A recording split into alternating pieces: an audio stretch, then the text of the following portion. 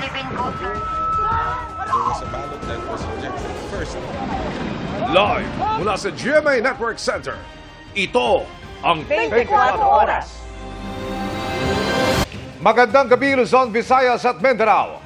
Nakalabas na ng ospital sa mayoral candidate Kerwin Espinosa matapos ang paumaril sa kanya sa gitna ng kampanya sa Albuera, Leyte kahapon. Aminado si Espinosa na nangangamba siya para sa kanyang seguridad, lalo't 7 pulis ormoc ang itinturing na persons of interest ng PNP. At sa gitna po niyan, may nilinaw rin si Espinosa sa mga naghihinalang ambush me ang nangyari. Nakatutok live si Ian Cruz. Ian? Emil Pia, mahirap daw makompromiso ang kaligtasan kaya naman kahit hindi pa nga naigagalaw yung kanyang kanang bisig ay minabuti nang lumabas ng ospital ang binaril na mayoralty candidate ng Albuera, Leyte na si Kerwin Espinosa. Para nakain yata ako. Oo, nakain niya. Sa kuha ng CCTV ng barangay Tinagaan sa Albuera, Leyte kahapon, kita nang biglang magkagulo sa gitna ng kampanya ng partido ni mayoralty candidate Kerwin Espinosa. Meron kasing bumaril kay Espinosa. Maya-maya, makitang inilayo na si Espinosa na tinamaan ng bala sa balikat. Sugatan din at nasa gilid na lang ng poste ng court ang kapatid niyang si RR. Mabilis silang dinala sa ospital sa Ormoc City. Pero wala pang 24 oras mula nang mabaril si Espinosa. Naabutan naming lumabas ang ospital para umuwi sa kanyang bayan sa Albuera. Nangamba raw siya sa kanyang seguridad dahil ayon sa PNP, 7 pulis ormoc ang person of interest sa pagbaril. Dahil sa rason ng seguridad ko. Kasi ang involved na mga person of interest, nawalan ako ng tiwala sa mga kapulisan sa Ormoc, maliban sa mga matino.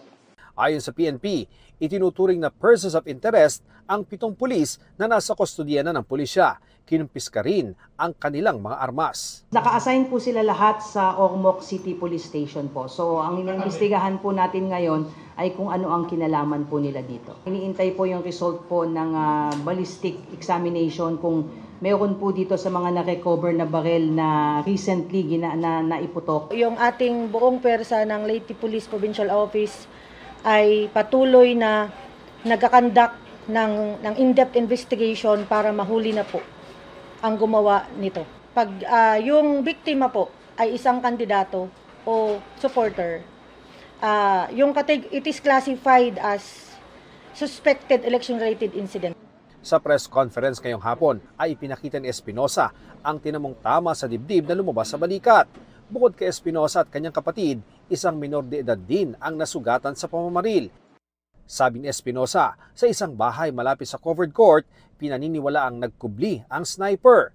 Pinalibutan daw ang lugar ng kanyang mga taga-suporta at natuntun doon ang ilang pulis ormoc na walang jurisdiksyon sa bayan ng Albuera. Kaya tanong niya, Sila ay naka-assign sa Ormoc City. Isang malaking tanghaga na may taong nag-uutos sa kanila na mataas na politician din. Ang ano ko ay sana mabigyan to ng pansin ni Mayor Lucy kasi siya ngayon ang alkalde ng Ormoc City. Kung bakit napunta yung mga pulis mo sa aming lugar sa Albuera, lalong-lalo ka na Congressman Richard Gomez, sana mabigyan mo to ng pansin na parang hindi tama. Wala akong binibintangan kung sino. Sinusubukan pa ng GMA Integrated News sa makuha ang panig ng mag-asawang Gomez.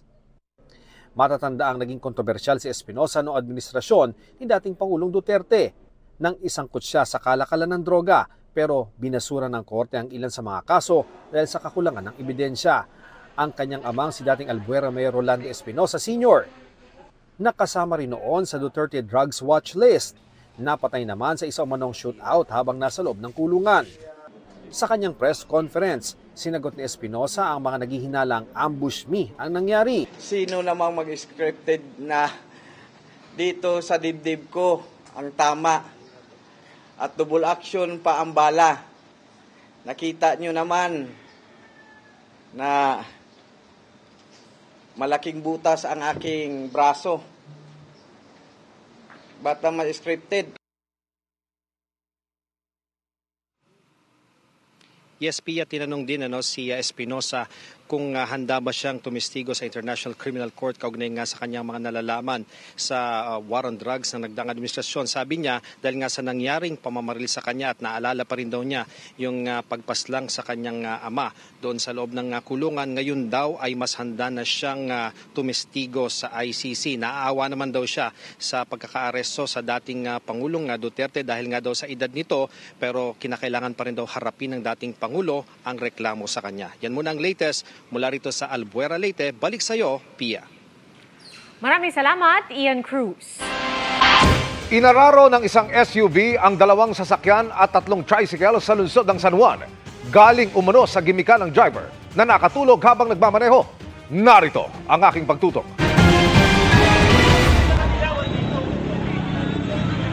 Rush hour. Ganap na pasado alas 7 ng umaga kanina nang mangyari ang disgrasyang ito sa kahabaan ng N. Domingo Street, San Juan City.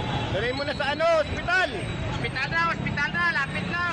Nasa lugar pa ng pinangyarihan ng mga biktima ng banggaan. Kabilang ang tricycle driver na ito na bukod sa nakunang duguan ay na-dislocate din ang braso. Mga pulis na ang sumaklolo katuwang ang rescue team ng city government. Isinugod nila ang mga sugatan sa kalapit na San Juan Medical Center. Mayroon po tayong reported na 10 minor injuries at meron pong isang critical na itinakbo po sa San Juan Medical Center. Ayon sa inisyal na investigasyon, patungo raw ng pinaglabanan shrine ang kulay puting SUV na ito nang biglang pumihit at banggain ang kulay maroon na sedan. Pagkatapos, inararo naman ito ang 3 tricycle bago banggain muli ang isang papasaherong jeep. Sumuko ang driver ng SUV na nasa 20 anyos lang ang edad. Lumalabas na galing sa gamikan umano ang SUV driver. Ayon po sa ating investigasyon po, ito pong driver ng Nissan Terra ay galing po sa pagpupuyat. So hindi po siya masyado nakapagpahinga at nakatulog po siya habang nagmamaneho. Dire-diretso po ang takbo niya at nagising na lang po siya nung nabangga niya na po yung mga sasakyan. Dumating na rin daw ang pamilya ng nakadisgrasya at nangakong sasagutin ang lahat ng gastusin. Nagkaroon na po ng pagkakasunduan sa mga ibang biktima na willing po ang nakabangga na gastusin po lahat ng danyos. Paalala ng pulisya, lalo't maraming bibiyahe ngayong Semana Santa. Kapag tayo po ay pagod at kulang po ang ating tulog, ay wag na po tayong magmaneho. Siguraduhin po natin na pag nagmamaneho tayo, healthy po tayo, attentive. Para sa GMA Integrated News, Emil Sumangil, nakatutok 24 oras. Sabay naman sa patuloy na pag-init ng panahon ang pagtaas ng singil sa kuryente ng Meralco ngayong Abril. Kung magkano, alamin sa pagtutok ni Bernadette Reyes. Kung kailan pa naman lumalakas ang konsumo sa kuryente dahil sa umiinit na panahon, saka pa malaki ang dagdag singil sa kuryente ng Meralco. 72 centavos per kilowatt-hour yan o katumbas ng 145 pesos na dagdag bayarin sa karaniwang bahay na kumukonsumo ng 200 kilowatt-hour kada buwan. Ang pangunahing sanhi o dahilan ay ang pagtaas mula sa wholesale electricity spot market, bunsod ng mas manipis na supply ng kuryente sa Luzon Grid noong Marso. Kaya si Carmen hindi malaman kung saan pa kukuha ng dagdag budget. Baka nga sa electric pan lang dahil magdamag nakabukas.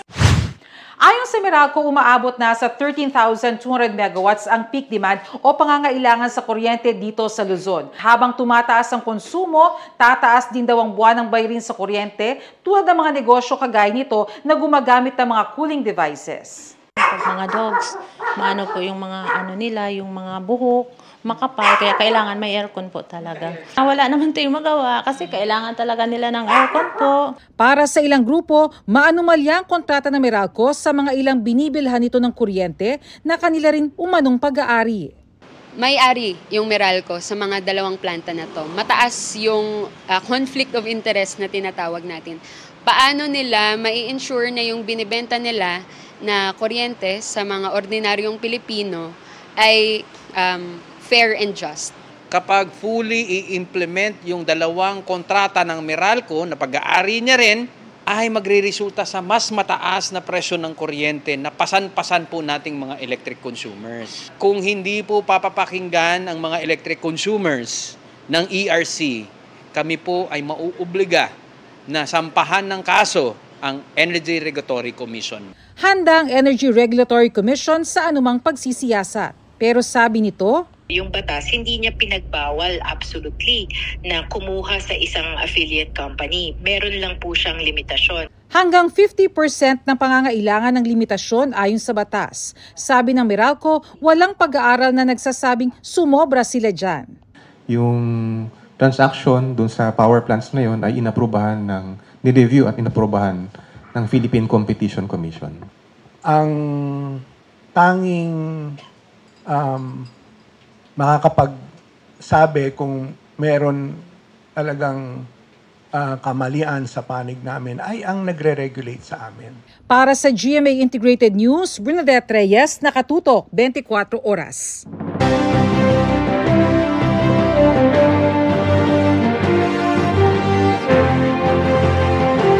Umabot na sa 36 na sumbong ng vote buying ang natatanggap ng COMELEC. May sumbong na rin kaugnay ng pagsama ng mga kandidato sa pamimigay ng ayuda ng DSWD na ayon po sa COMELEC ay election offense. Nakatutok si Maki Pulido. Para sa eleksyon 2025, exempted o pinayagang ituloy ang pamamahagi ng 12 programa ng DSWD tulad ng AKAP at AIX. Pero may mga sumbong sa COMELEC na nagagamit ito sa pangangampanya. Ayon sa COMELEC Resolution 11104, election offense ito bilang abuse of state resources o paggamit ng pondo, programa, gamit at empleyado ng gobyerno sa pangangampanya. Kaya dapat walang politiko o campaign material habang ipinapamahagi ang ayuda ng DSWD. Hindi pa pwedeng meron. Hindi pa pwedeng naandyan sila. Hindi naman nila pera yan eh. At the same time, kinakailangan yung listahan hindi galing sa politiko lang. Babala ng COMELEC, pag napatunayang inaabuso ang mga programa ng DSWD, maaring ipatigil ang pamamahagi nito sa lugar. Unfair doon sa mga mabibiyayaan dapat ng ayuda dahil sa presensya nyo na wala pa yung exemption. 36 na kaso naman na ng vote buying ang natanggap ng COMELEC. Karamihan ay sa Metro Manila, Calabarzon at Central Luzon. Pangunahin is money. Pangalawa ang rice, goods, groceries.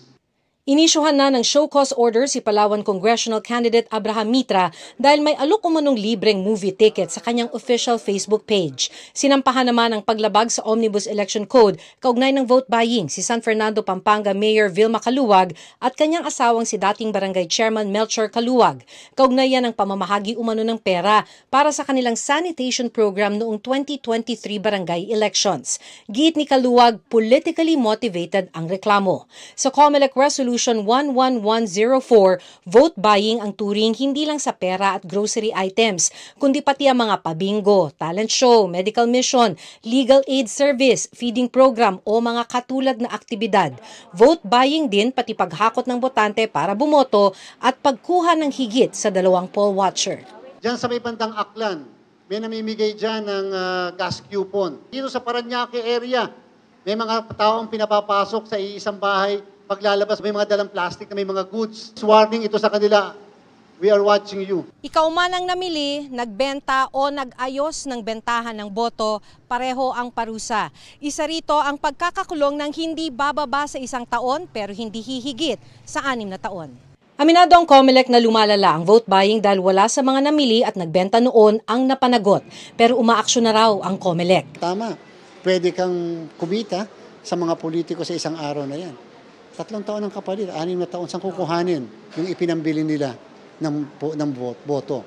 Hindi ba babawiin nila yan? Para sa GMA Integrated News, Maki Pulido, nakatutok 24 oras. Tukoy na ng pulisya mga suspect sa pagdukot at pagpatay sa negosyanteng Chinese at ang kanyang driver, pero hindi pa nila inaaresto para mapuntirya ang mastermind. Sinusuyod din ang makakuha ng CCTV sa mga biktima bago sila natagpo ang patay sa Rodriguez Rizal. Panoorin ang mga yan sa Pagtutok ni Mark Salazar. Mag-aalas 8 ng gabi noong March 29 nang makuna ng CCTV camera ang van na ito na mula sa EDSA ay pumasok sa Seminary Road sa Barangay Bahay Toro, Project 8, Quezon City. Pumarada roon ang van at maya-maya'y may bumaba mula sa passenger side.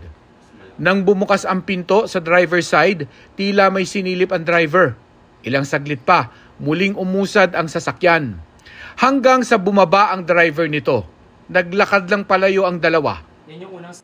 Umaga nitong April 8, may nag-report sa pulisya tungkol sa inabando ng van. Nakalaunay napag-alaman ng pulisya na ito raw ang huling sinakyan ng Chinese businessman na si Anson Ke o Anson Tan at kanyang driver na si Armani Pabilio. Huli silang nakitang buhay noong March 29 ng hapon habang papaalis sa opisina ni Ke sa Valenzuela.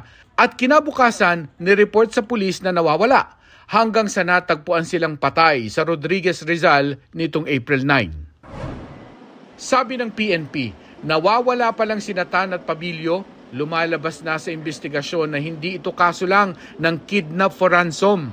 More than that, we're sharing notes what happened and sabi ko nga, may malaki kasing twist eh. So hanggang doon lang po ako. We had an idea about this. We were talking to each other already prior to this. Since last week. Sabi rin ng Justice Department kaugnay ng ulat ng isang pahayagan na pinaghigantihan si Tan ng isang sindikato sa Pogo dahil sa pagkakautang. We are aware of this theory or this piece of news, and we actually have more. We have actually more information about it, but we do not want to divulge everything in media. We have to operate quietly.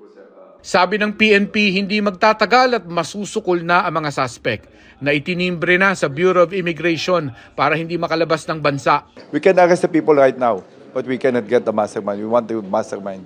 General Prangkahan, are there police involved? No, wala. As of now, wala kami nakikitang pulis. Sa kabila ng Pogo ban ay buhay pa umano, mapanganib at hindi umalis ang mga sindikatong may kinalaman sa Pogo. You are aware of the videos that came out before, on the way people were tortured and the way people were killed nung panahon ng Pogo rito. Unfortunately, many of these criminal elements are still here. Sanib puwersa na ang NBI at PNP sa binuong Anti-Kidnapping Task Force na tumututok sa kasong ito, kasong yumanig, lalo sa Filipino-Chinese community. Binayaran na, pinatay pa. Ito ang ayaw namin. So ito ang creating so much apprehension on the business sector. Nakita niyo sa litrato, bugbog sarado. Bugbog sarado. So this kind of crime should not be tolerated. Don't be alarmed. Nasa ano pa rin kami, nasa taas pa rin kami ng situation with our Secretary of Justice on top sa Chinese community. Wag po kayong mag-alala, gagawa po kami ng aksyon. Ayon kay Rimulya, bago matapos ang Abril, ay isa sa publiko nila ang kompletong resulta ng investigasyon. Unless it's official, we won't say anything about it because right now, it's critical that we give our full confidence and trust in the PNP together with AKG at saka pumasok na rin yung NBI. Para sa GMA Integrated News, Mark Salazar, nakatutok 24 oras. Posibleng mga enforcer ng Pogo operators na tinaguriang Muscle Group ang nasa likod ng pagdukot at pagpatay sa negosyanteng Chinese na si Anson Kue at kanyang driver. Ayon po yan sa Philippine National Police. Inilahad yan sa pakikipagdialogo nila sa Filipino-Chinese community na aminadong nangangamba na sa sunod-sunod na insidente ng kidnapping. Nakatutok si June Veneracion. Kasunod ng pagpatay ng mga kidnapper sa Chinese businessman na si Anson Ke at kanyang driver, nakipagdialogo si PNP Chief Romel Francisco Marbil sa mga leader ng Federation of Filipino-Chinese Chambers of Commerce and Industry Incorporated. Nangangamba raw ang Filipino-Chinese community sa sunod-sunod na insidente ng kidnapping. Aside dun sa assurance, sir, na iimbestigahang mabuti po ito at siniguro po ng ating Chief PNP na pananagutin po kung sino man po ang individual at grupo behind this series of kidnapping case. Sabi ng PNP, posibleng isang grupo lang ang dumukot at pumatay kay Ke at sa kanyang driver at sa mga responsable sa isa pang kidnapping noong nakarang taon kung saan isang Chinese at driver din niya ang pinatay. Ito raw yung grupo na kung tawagin ay muscle group o mga enforcer ng mga POGO operator. Ito yung mga involved po dati sa POGO na ang kanilang modus operandi po ay parang sila po ang ginagawang mga tagasingil di umano doon sa mga may utang in relation sa mga POGO operation po. Estilo raw ng grupo na binubuo ng mga Chinese national ang pagtali sa kamay ng mga biktima, pagbalot ng duct tape sa muka, at hindi baril ang gamit sa pagpatay na ginawa kay Ke at sa kanyang driver. Wala pong gunshot wounds, wala pong stab wounds. They use possibly a nylon to strangle the victims. There is a sign of strangulation po. So yun po yung nakikitang possibly cause of death po. Sa datos ng PNP Anti-Kidnapping Group, 26 ang mga naiulat na kidnapping cases noong 2023. Tumaas sa 32 noong nakarang taon. At sa unang 4 na buwan ng 2025 ay meron ng 13 kidnapping cases. Malaki po siya considering na nasa April pa lang po tayo ay 13 na po tayo. Ang nakikitang dahilan ng PNP sa pagtaas ng mga kidnapping cases sa bansa ay ang pagpapasara ng gobyerno sa lahat ng POGO operation. Nandito po nagsimula yung nakikita natin ng mga POGO-related kidnappings kung saan nagsisingilan na po yung mga individual at mga grupo na involved po na possibly ay nalugi doon sa naging pagsasaka po ng POGO. So they shifted po dito sa kidnapping to make sure po na makakabawi po siguro sila. Ang Movement for Restoration of Peace and Order nagmungkahi kung paano mariresolba ang kidnapping challenges, kabilang ang pagkakaroon ng task force na nakatuon sa kidnapping cases. Sinusubukan naming hinga ng pahayag ang PNP kaugnay nito. Sa isang pahayag, sinabi ng Chinese Embassy dito sa Pilipinas na itutuloy nila ang pag-udyok sa Pilipinas na paigtingin ang pagresolba sa mga kaso, palagutin ang mga nasa likod ng krimen, at palakasin ang public security. Para sa GMA Integrated News, June Veneracion, Nakatutok, 24 Oras. Pinalagan ni Movement for the Restoration of Peace and Order Founding Chair, Teresita Angsi, ang pahayag ng PNP na iniimbestigahan nila ang posibilidad na may kinalaman sa POGO ang pagdukot at pagpatay sa negosyanteng Chinese na si Anson Kue at kanyang driver. Sabi ni Angsi, ginagamit lang daw ang anggulong ito para mabaling ang atensyon mula sa tinawag niyang kabobohan at kawalan ng kakayahan ng mga pulis sa pagresolba sa krimen. Wala anyang ari-arian sa bulakan ng pamilya ng biktima. Wala rin daw silang negosyong may kaugnayan sa POGO at hindi rin daw kailanman nakatanggap ng pera o deposito mula sa anumang POGO. Lumalabas din daw si Kue ng walang bodyguard dahil naniniwala raw itong walang mananakit sa kanya. Inilabas ng Pulse Asia ang resulta ng kanilang March 2025 Ulat ng Bayan Pre-Election Preferences Survey. Nakatutok si Bernadette Reyes. Sa first quarter ulat ng Bayan Pre-Election Preferences Survey ng Pulse Asia para sa eleksyon 2025, 16 na senatorial candidates ang may statistical chance na manalo kung ginawa ang eleksyon noong panahong ginawa ang survey.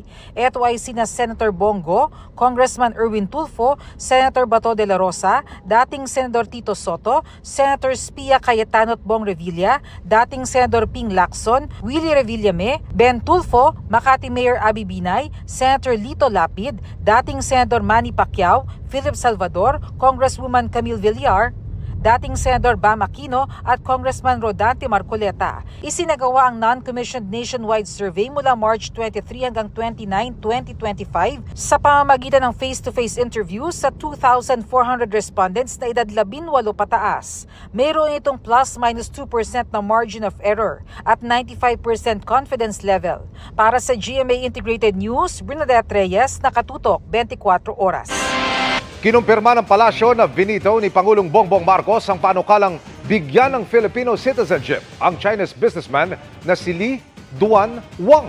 Si Li Duan Wang, na kilala rin bilang si Mark Ong, ay naglenegosyo na sa Pilipinas simula pa 1991. Enero nang lumusot ang panukala sa Kamara at Senado sa kabila ng pagtutol ni Senadora Riza Ontiveros dahil sa anyay mga red flag.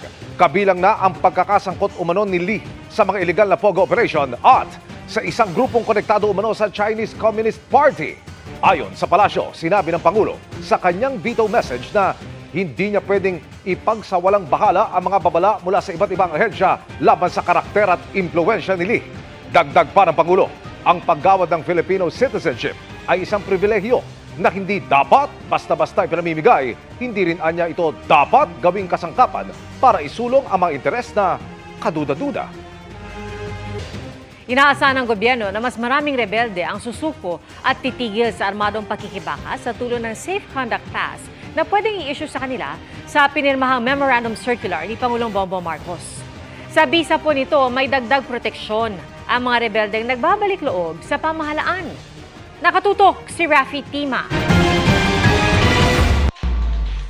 Paanyaya para ihinto ang armadong pakikibaka. Ganyan isinalarawan ni Pangulong Bongbong Marcos ang pinirmahang Memorandum Circular No. 36 sa kanyang pagbisita sa Maguindanao kaninang umaga. Ang circular, nagbibigay otorisasyon sa National Amnesty Commission para magbigay ng Safe Conduct Pass sa mga rebeldeng may mga kinakaharap na kaso pero gusto mag-apply ng amnestiya. Ang mga Safe Conduct Passes na ito ay hindi lamang nagbibigay ng proteksyon sa mga aplikante ng amnestiya laban sa pagka-aresto, pagkakulong at pag-uusig. Higit sa lahat, ito ay isang paanyaya sa lahat ng rebelde na ihinto ang armadong pakikibaka. Ayon sa Presidential Advisor on Peace, Reconciliation and Unity, libo-libo na ang nais mag-apply ng amnestiya. At dahil sa Safe Conduct Pass, asahan pa raw na marami ang maiingganyong sumuko. Sa CPP, more than 30,000 na tayo. And then yung in-expect natin with this ceremonial signing ng mahal na Presidente, we can assure na marami pang mag-susurrender. Every day, maraming susurrender. Pinirmahan ng Pangulo ang circular sa harap ng ilang lokal na leader ng Central Mindanao, kasama na ang ilang opisyal ng BARM, MNLF at MILF. Matapos ang ceremonial signing, personal na ininspeksyon ng Pangulo ang mahigit 1,000 matataas na kalibre ng baril na nakumpiska, isinuko at nahuli mula 2024 hanggang ngayong buwan sa mga lugar na nasasakupan ng 6th Infantry Division ng Philippine Army. Kinausap din ng Pangulo ang mga sundalo ng 6th ID na naka-assign sa Central Mindanao, isa sa mga lugar na binabantayan ng COMELEC ngayong papalapit na eleksyon. Ang pinirmang circular na magbibigay ng amnestiya para sa mga nais na ibaba ang kanilang armas, isang malaking hakbang daw ng pamahalaan para sa pangmatagalang kapayapaan, lalo na sa bahaging ito ng bansa na dekade-dekade ng saksi sa karahasan ng mga Pilipino laban sa kapwa Pilipino. Mula rito sa Maguindanao, para sa GMA Integrated News, Rafi Tima, nakatutok, 24 oras. Mga kapuso, ramdam na ang tumitinding init sa mas maraming lugar sa bansa at magpapatuloy yan ngayong weekend. Papalo sa 45 degrees Celsius. Ang heat index sa Sangli Point sa Cavite ngayong Sabado at Linggo. 44 degrees Celsius naman sa Dagupan, Pangasinan. Matinding init din ang pagandaan sa iba pang lugar gaya sa Ambulong, Batangas, Iloilo City, Rocas Capiz, Camiling sa Tarlac at Dipolog, Zamboanga del Norte. Sa Pasay at Quezon City naman, maglalaro sa pagitan ng 41 at 42 degrees Celsius ang heat index. Ayon sa Pag-asa, ang 43 degrees Celsius kahapon sa NAIA, ang pinakamataas na temperaturang naitala sa Metro Manila mula nang pumasok ang tag-init noong March 26. Ang natitirang bahagi ng bansa, magiging malinsangan din dahil sa pag-ihip ng easterlies. Pero ang napakainit na panahon posibleng sundan ng mga pag-ulan, lalo na po sa hapon. Base sa datos ng Metro Weather, mataas ang tsansa ng ulan sa Mimaropa, Bicol Region, Visayas, lalo na sa western portions, pati sa halos buong Mindanao. May malalakas na ulan na pwedeng magpabaha o magdulot ng landslide. Posible rin ang kalat-kalat na ulan sa Northern Luzon. Halos ganito rin ang mararanasan pagsapit ng linggo. May tsansa rin ng thunderstorm sa Metro Manila ngayong weekend, lalo na sa linggo ng hapon.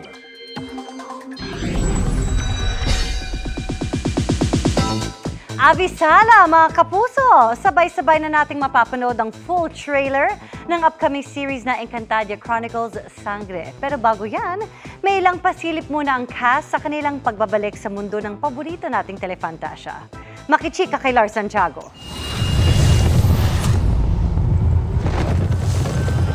Mga likod pa lang, pero giving nostalgia vibes na ang nakaiintrigang teaser drop ng Encantadia Chronicles Sangre. At lalong na-excite ang fans ng Telefantasia dahil sa behind the scenes na confirm ang reunion ng magkakapatid na amihan, Danaya, Alena at Pirena. Marami pa yan. Tutok lang. Simula pa lang yan, pasilip lang yan, as in teaser lang. Tila excited na rin si Solen Yusuf sa pagbabalik ng kanyang karakter na si Cassiopeia. Ang kanyang iconic character, tila chinanel ni Solen sa isang IG post. Pati ang kanyang evil twin sa series na si Mitena, played by Rian Ramos, ay may nirepost naman na artwork ng kanyang character. Ever since the first few taping days pa lang that I've had for this, nawawaw na ako sa mga materials. Kwento pa ni Rian, kahit newbie siya sa Encantadia, ay damanan niya ang love ng fans. Pero ang excitement na yan, dodoble pa. Dahil mga kapuso, the long wait is over. Mapapanood na natin ngayong gabi ang full trailer ng serye. OR Santiago, updated sa showbiz happening.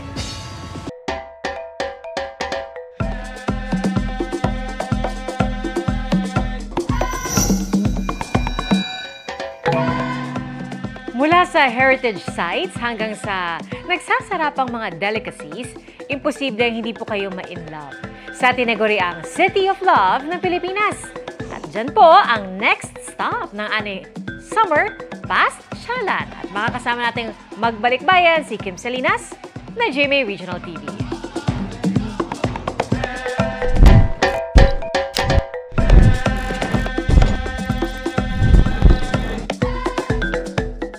Kumusta mga palangga? Karina ta sa City of Love. Kung saan, hindi lang ang lambing ng mga Ilonggo ang nakaka-inlove. Pagkain, kultura, at syempre, mapagmahal ng mga Ilonggo. Tara na't magbalik-bayan sa Iloilo. Dito, ang mga nasa past, okay lang balik-balikan. Tulad ng Kaminya Balay nga Bato sa Arevalo District sa Iloilo City. Ang ancestral house na mag-asawang Don Fernando Avancenia at Lulalia Abaha noong 1860s. Nakilala namin si Maria Luisa Caminia na bahagi ng ika-4 na henerasyon ng mga orihinal na nagmamay-ari ng bahay. Welcome to Balay nga Bato. This has been marked, of course, by the National Museum in December 23, 2015 as an important cultural property, meaning to say we possess, of course, cultural significance. Hanggang ngayon, nananatili ang antik na mga gamit dito sa bahay, gaya na lamang ng mga lumang larawan, muebles, nagpapatunay ng pagpapahalaga ng pamilya sa mga lumang kagamitan. Sa bahaging ito ng bahay, isinasagawa ang paghahablon o paghahabi. Itong hablon weaving ang isa sa mga sinaunang kabuhayan sa Western Visayas bago pa man dumating ang mga Kastila. This house came from weaving. We used to sell, of course, all our fabric, all our hablon in Avenida. We were called the textile capital of the Philippines. All weavers would be normally along the river because we use the natural, of course, dye. Escalera de Principal ang tawag sa main staircase sa mga lumang bahay tulad nito. Ladies should walk sideways. They carry their saya with them. And then, of course, you have to use the handrail. Nasa ikalawang palapag ng bahay ang isang heritage restaurant kung saan titikman naman ang mga sikat na pagkaing Ilonggo, ang authentic Pansit Molo. The secret of Pansit Molo is in your broth. You add hamon and then the pork, bony parts of the chicken, and you saute it with garlic and you add the chives. We add evaporated milk. Sarap. May isa pa tayo dito, no, yung signature drink of the house. Signature drink of the house. Chocolate Batirol with ugoy-ugoy, isang uri ng Pinoy biscuit. So Ilustrado Way dapat naka-pinky up. When you dip it, ugoy-ugoy, perfect combination. Isang Iloilo sa mga unang Spanish settlement noong 1500s. Maraming simbahan ang itinayo rito ng mga Kastila para mapalaganap ang Kristyanismo. First stop natin, ang makasaysayang simbahan ng San Joaquin. Isang National Cultural Treasure at National Historical Landmark.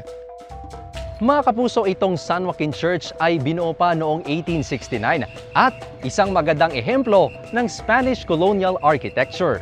Binuo ito ng mga sikat na manlililok, mason at pintor mula pa sa Mexico at Spain.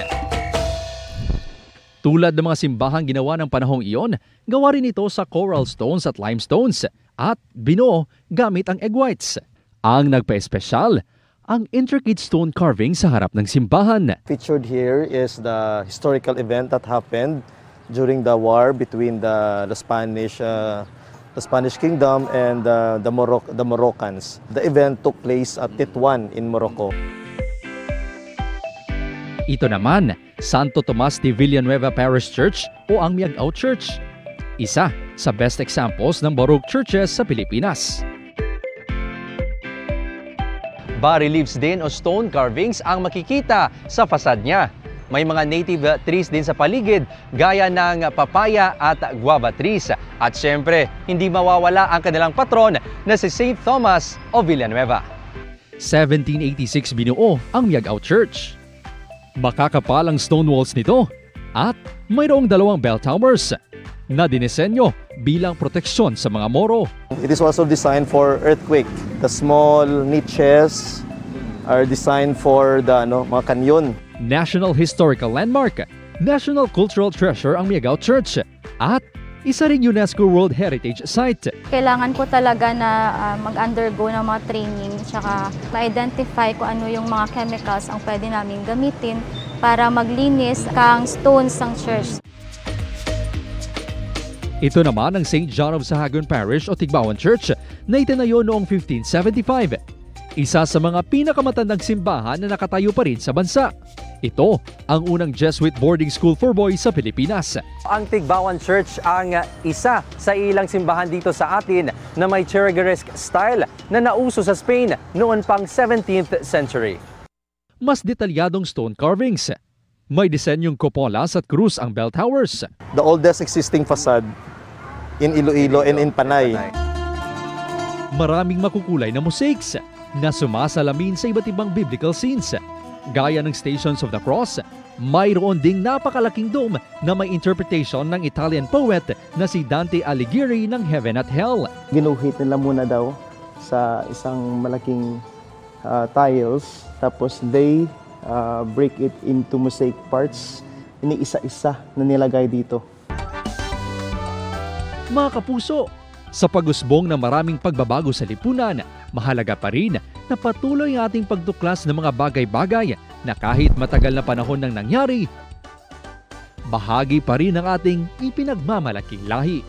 Kaya tara't balikan ang nakaraan at silipin ang kasaysayan.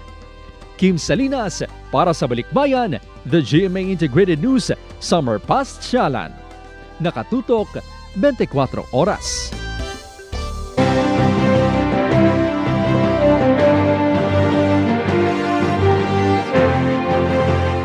31 araw bago ang eleksyon 2025, advokasya para sa agrikultura, edukasyon at transportasyon ang ilan sa mga isinusulong na mga senatorial candidate sa patuloy nilang pangangampanya.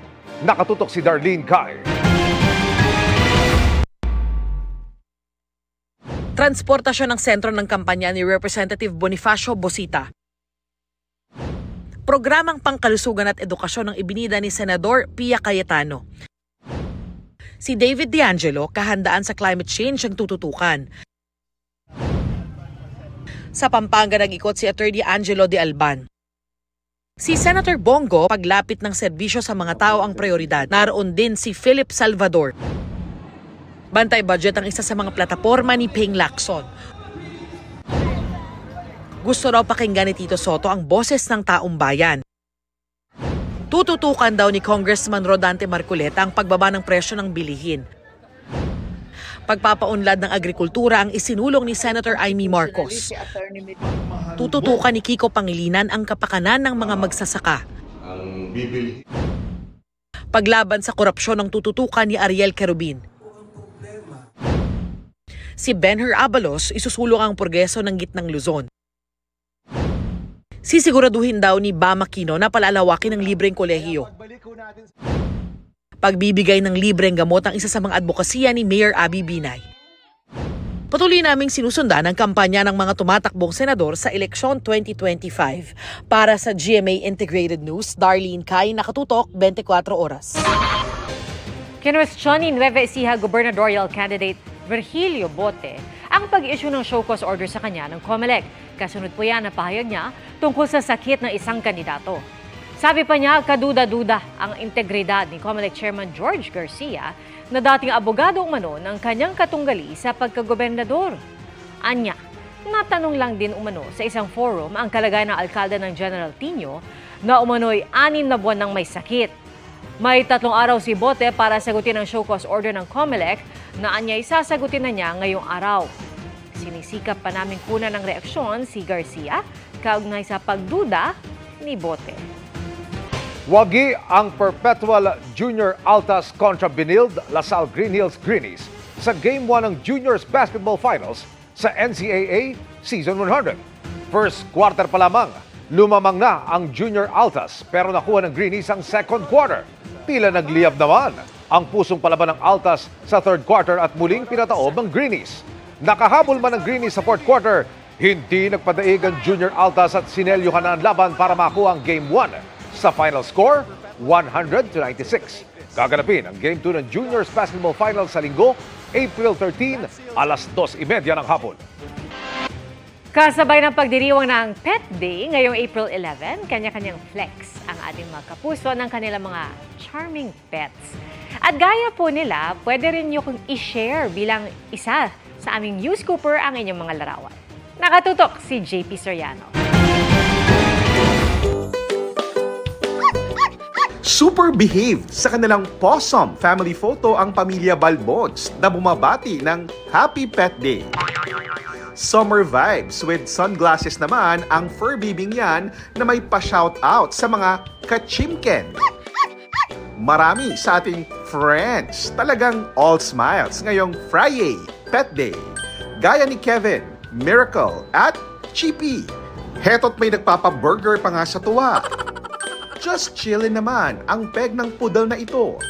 Parang si Bimbi lang na nagpapapresko with his white sando.